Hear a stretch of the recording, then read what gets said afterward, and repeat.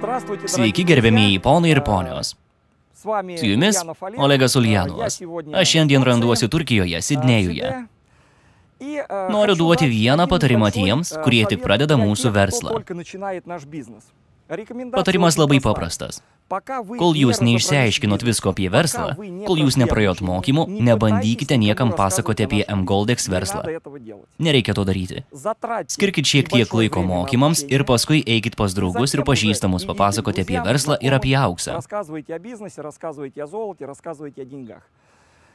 Jeigu jūs ignoruosite šią rekomendaciją, tai jūs gausit rezultatą panašų į tai, kaip išvažiuotumėte į gatvę be teisių.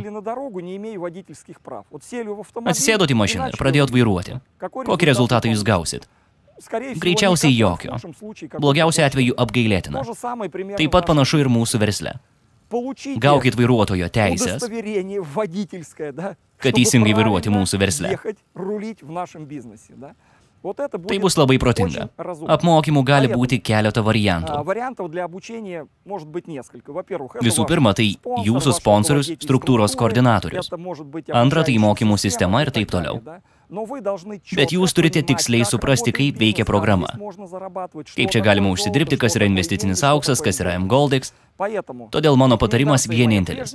Išmokite daryti verslą ir pirmyn užsidirbti aukso ir pinigų. Su jumis buvo Olegas Uljanovas, kompanija mGoldX.